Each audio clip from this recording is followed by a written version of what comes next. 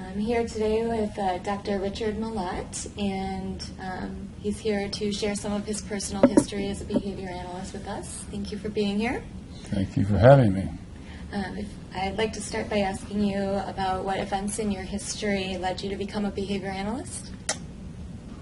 When I was in high school, I read a book by the 19th century Russian novelist Dostoevsky called Crime and Punishment.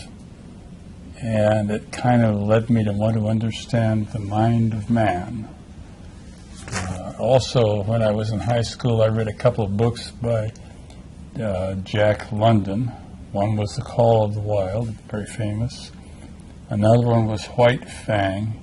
And in it there was a half wolf, half dog who was kind of like a vicious killer, but London said it's not his fault. He's a product of his environment and his upbringing. And I thought that was cool and was kind of an example of not blaming the victim, though I didn't have those terms at the time. And it was the concept of determinism, environmental determinism, and I didn't have those terms at the time. Then I went to Indiana University, and a friend of mine, Steve Kendall, took a course from a guy by the name of Jim Dinsmore, Intro to Psych, and he was using a book by a guy named Skinner called Science and Human Behavior, and Dinsmore talked and Skinner talked about the concept of determinism. And I thought, damn, that is cool, and it's much better than this pre-med sequence that I'm really screwing up. And so it's the first semester of my sophomore year, I took Dinsmore's course. That semester he was using a book by a couple of his professors, Keller and Schoenfeld, called Psychology. And that was such a cool book, and Dinsmore was so cool. Then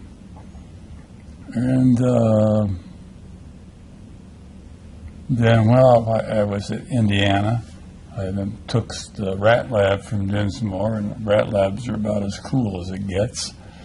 And I was a sophomore, and he in this introductory psych class, and he loaned me the Hefferline version of Skinner's verbal behavior. And I felt like God had handed Moses the tablets. It was, like a mimeograph version. And I thought it was so cool. I'm sure I didn't understand it, but I thought it was cool. In my junior year, my parents gave me first year in Skinner's Schedule of Reinforcement had just been published. And it had graphs in it, and it was science. And science has got to be cool, even cooler than pre-med. Also, I got involved in quantitative analysis of behavior with Estes and Burke's statistical learning theory, which I think of as a precursor to the kind of stuff that the guys are doing now with matching law and squab and so forth, though to my knowledge they don't give much acknowledgement to the old Estes and Burke work. And again, and it was math, and I thought math was about as cool as it gets, and science, it was psychology. And then I did a year of graduate work at Indiana after I got my bachelor's, and I loved it. But I ended up, for other reasons, going to New York City. Dinsmore got me into Columbia University. And it's interesting, now we make such a big deal out of you got to apply, you got to have the applications in by such a time, you got to have this and that. Dinsmore just called Keller and said, hey, got a guy coming up, cool, and they said cool, and those were the days. So the first summer I was at Columbia, I took a course by this guy named Keller, and he used a couple of books by Skinner. One was Behavior of Organisms, which didn't really blow me away. I had already read, schedules of reinforcement and psychology by Keller and Schoenfeld, and I never really did. It was historically significant. But a brand new book of Skinner's had just come out that summer, which we also used, and that was Cumulative Record, the first edition of it, and that blew me away. It was really great. Then when I was at Columbia, I studied with Schoenfeld and Bill Cumming. And Keller, right after I got there, left Columbia for a sabbatical and went down to seduce all of Brazil into behavior analysis, which is also pretty cool. So that's how I got going. And how are you trained as a behavior analyst? How was I trained as a behavior analyst? I think I just told you to a large extent. I was trained as an experimental analyst. I was trained in experimental behavior analysis, experimental psychology. We didn't really have the term experimental analysis of behavior at the time, to my knowledge, to my recollection. I was an experimental psych, and I was working with rats and Skinner boxes and studying schedules of reinforcement, studying learning theory, Skinnerian learning theory.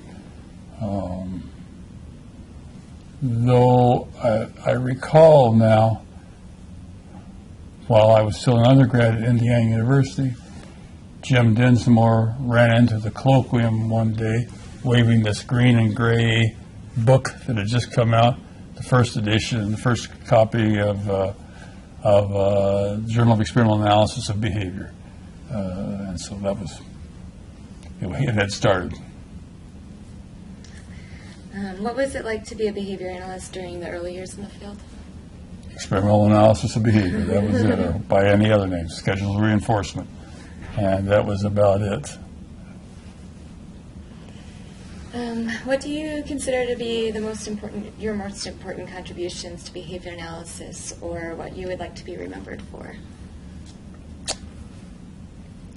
I think my most important contributions are theoretical.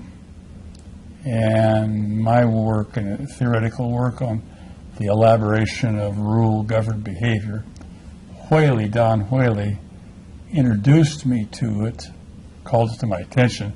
Said, I was trying to figure out, I was doing a kind of a contingency analysis of how animals build nests for the future, and it didn't, and then also, how do people build houses for the future? And it didn't seem like it was going to be the same mechanism. And Whaley said, Skinner has this concept called rule-governed behavior. Check it out. I did, and wow, okay.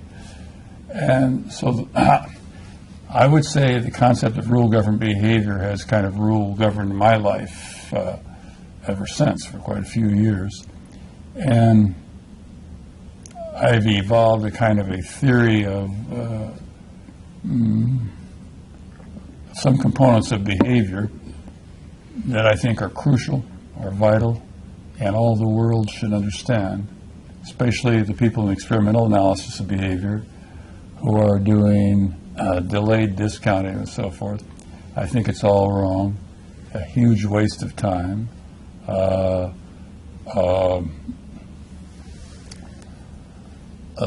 Basically, the theory essentially is that the delay is irrelevant. I make a distinction between direct acting contingencies of reinforcement, where Rudolph presses the lever and within 60 seconds gets a pellet. You itch and scratch, and within a fraction of a second, the itch decreases. You don't need language, you don't need rules for those. If you're going to do this now and an hour later you're going to get that, that's not a direct acting contingency of reinforcement. That's got to be rule governed if it's going to work. And all the experimental guys are extrapolating from the Skinner box direct acting reinforcement contingencies to these delayed outcomes, and it's a superficial analog. I keep telling people that no one listens, except my students. No one listens. I think that the way we should analyze procrastination has nothing, absolutely nothing to do with delayed discounting. All of our behavior is controlled only by direct acting contingencies. You see, you got me ranting now. It's controlled only by direct acting contingencies. And the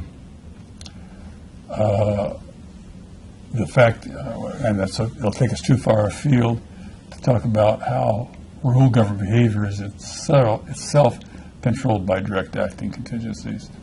Problems of procrastination result not because the outcome is delayed, but because the outcome is of any given instance of behavior is too small. I can have, as I did today, have a couple of cookies, and it's not going to matter. If I have a couple of cookies every day, or maybe every meal, which I easily can, cumulatively it will matter. But if I had one cookie today, and 5 years from now I would be 50 pounds heavier, and I knew that was the case, and I knew that was going to work, I had the rule, I would not touch that cookie, absolutely no problem. Or I can do a similar analysis with not buckling up the seat belts. It's not the delay of the outcome, it's the low probability of negative consequence that you're avoiding by buckling up. So that's my most important contribution. No one gives a damn, except my students who love me.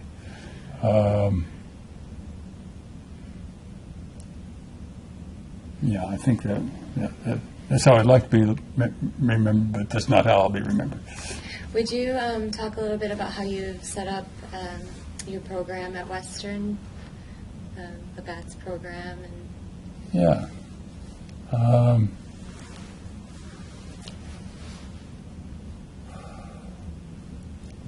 I've not really been goal-driven in my life.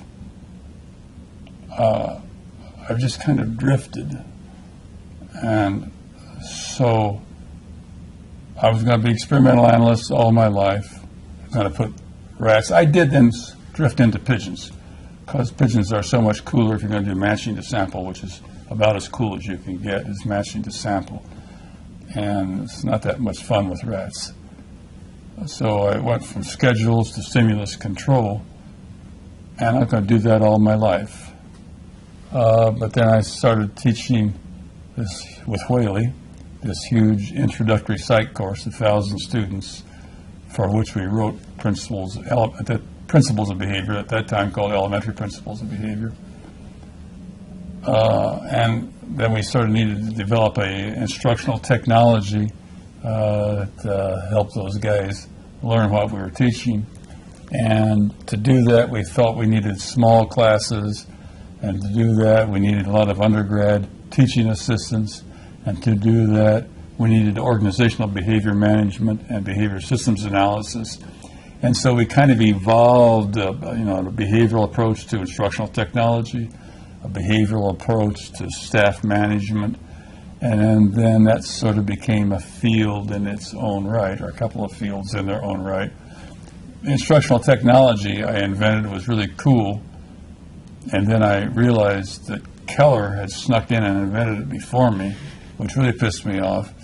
And then I realized I must have heard him give a talk on that and forgot the source, but that's okay. I don't remember the question, so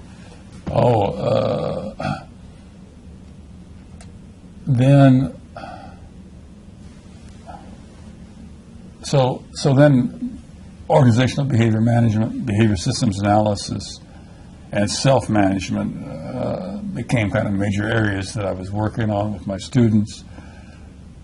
And then at some point they invented autism, and pissed off autism mamas came around and they demanded some good early behavioral intervention in the public school system.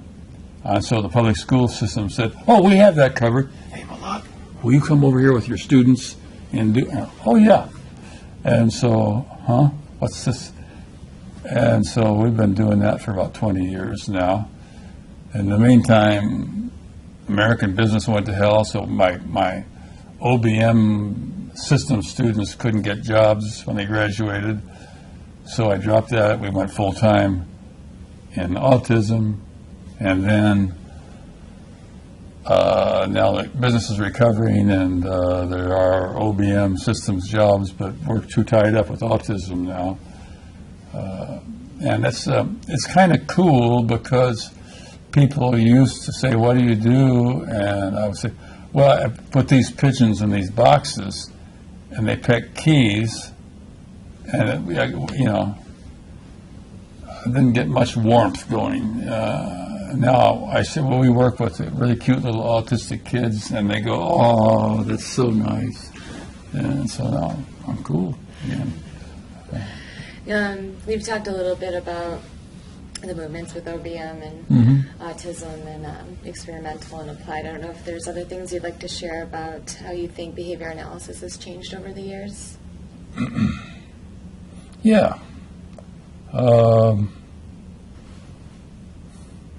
Originally, God created the American Psychology Association and the American Psychology Association journals.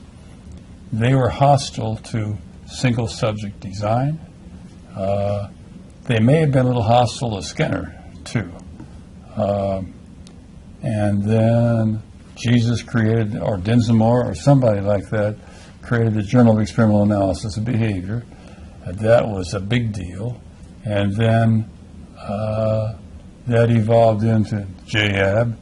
And I think the Kansas guys had a lot to do with JABA, the Journal of Applied Behavior Analysis.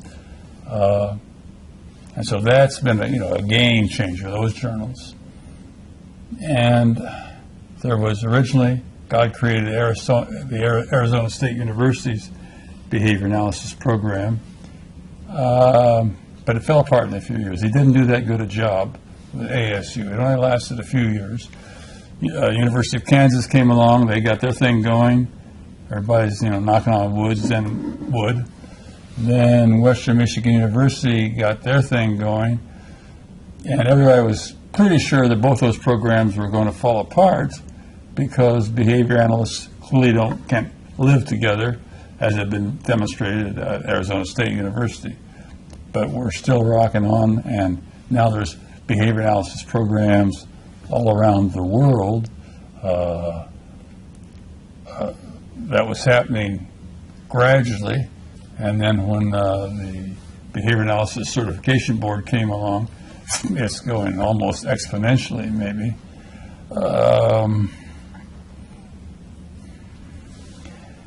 Originally, God created the American Psychology Association, and then Jerry Mertens created the Association for Behavior Analysis International gradually. It took God 7 days and 7 nights or something like that, I forget. Took Jerry and a bunch of other people 40 years maybe to get us where we are now, but that ain't bad. Originally, God created the Skinner box, and then Ion and Michael, maybe Skinner created the Skinner box. Then Ion and Michael created the psychiatric nurse as a behavioral engineer. And in my view, that's what started, not some other things. In my view, that's what started applied behavior analysis, or behavior modification, as it may have been known then. And then later we created autism and everything else, but in between now it's just like, there's almost no area so esoteric that there aren't at least a small number of behavior analysts devoting their lives to working in that area. And all the special interest groups at the Association for Behavior Analysis are really nice evidence of that. It's, there's cool stuff going on in all areas now, even all around the world. But it didn't used to be that way. So that's a few little changes. Definitely. Is there anything in your career that you would do differently?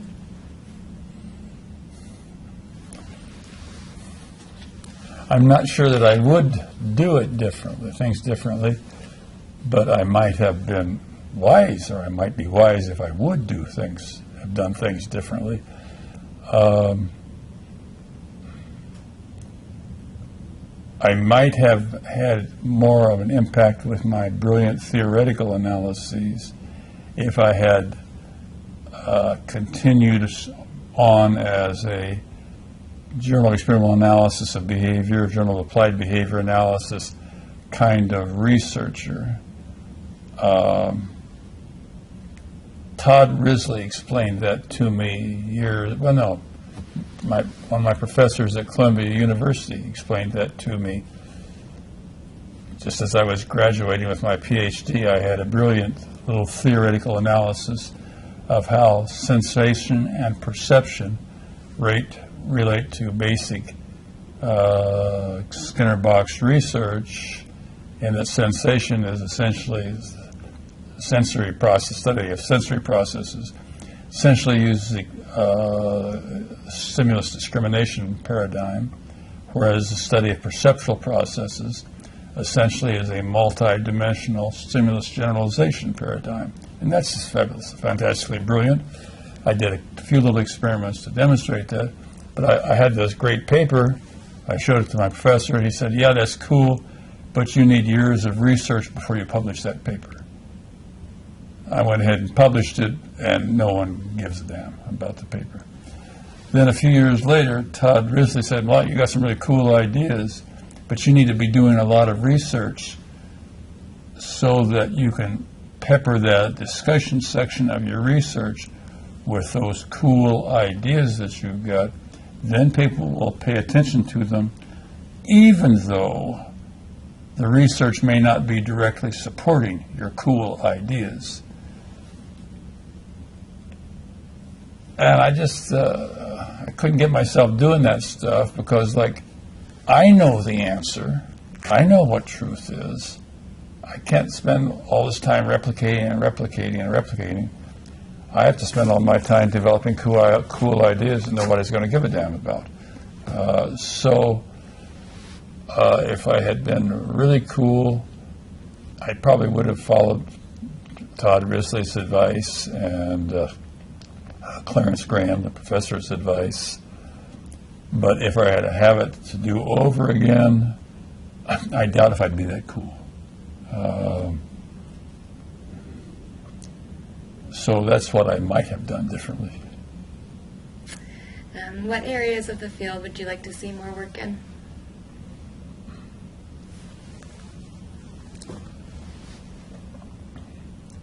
I would like to see the researchers, the JAB, Journal of Experimental Analysis of Behavior, the JABA, Journal of Applied Behavior Analysis type researchers, the real science guys, doing a big chunk of their research that's driven by what's actually happening in the field, in the practitioner's field. I'd like to make a distinction between the field of applied behavior analysis as represented by JABA and what the practitioners really do as we're trying to get represented by behavior analysis and practice. Is that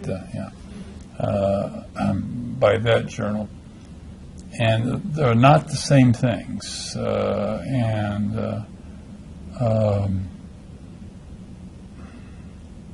I think there's an important distinction between people. I'm going to be a little nasty now.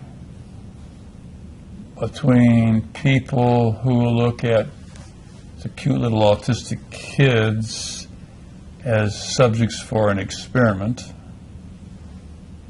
and the people who look at the cute little autistic kids who are sitting there stimming and not talking and maybe aggressing and tantruming and flopping on the floor as people who need help. This kid right here needs help. He's not a subject in our experiment. He needs help. And we're going to stick with him until Mama kicks us out or until he stops flopping and starts talking or I go to the grave.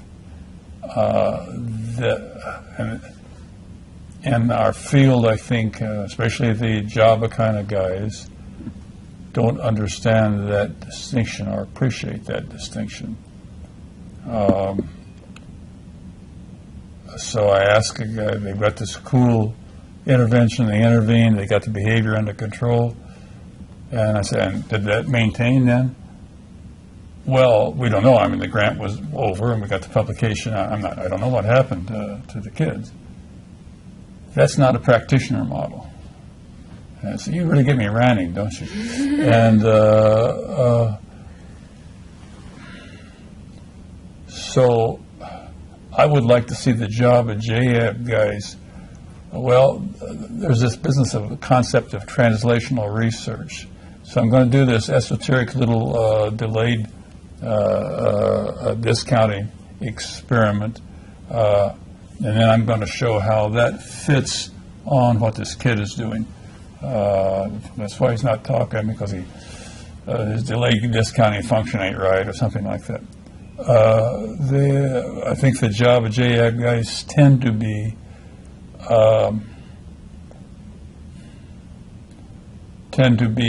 like the little kid who gets a hammer and now he goes around hammering everything. They get delayed discounting and now they go around delayed discounting everything.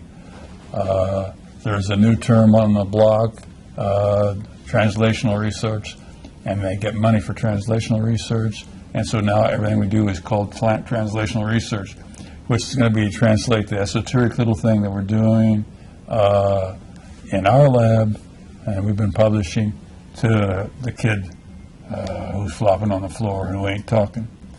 The model that I'd really like to, well, excuse me, and that's not always bad, because sometimes the kid with the hammer hits a thing that makes it, he breaks a lot of shit, but you can edit that or not as you wish. But he breaks a lot of things, but sometimes he hits the right thing and he fixes things. And so sometimes forcing the experimental analysis of behavior concepts directly onto the kid not talking and flopping and so forth and aggressing, sometimes that's going to work, but not always, maybe not usually, I don't know. I would really rather see the guys spend a year working with the kids. And, for example, I'm talking about the kids, but it's any problem area. Working with the kids and thinking kind of like anew, afresh, what's going on? Why is it that the kid is under absolutely no stimulus control, instructional stimulus control? When you get him in the study carrel, you get him managed to sit on the seat for a few seconds. No auditory stimulus control has any effect, no visual stimulus control, and yet he doesn't pick up the iPhone and start to eat. He picks up the Cheeto and starts to eat it. His behavior is under very good stimulus control, and his behavior is under auditory reinforcers, but you can't get him under any kind of stimulus control. What's going on? Why, for example? Why are these kids not talking? What is talking? What is language? Language is more than having the Cheeto being mediated to you by somebody else when you manned it. Language is a lot more complex than that. I don't know where I'm going. I would like to see those really bright JAB Java guys helping us poor dumb guys in the trenches by thinking really about what's going on. And what do you see as the future of behavior analysis? I'm feeling pretty cool about it. I see growth in quantity, in quality, in scope, in diversity. It's just getting better and better. It's a good optimistic view. And do you have any message that you would like to send to students of the future? Yeah, I do. If you guys will get your pencil out now, or your iPad. If you choose to accept it, this is your assignment. Save the world with behavior analysis.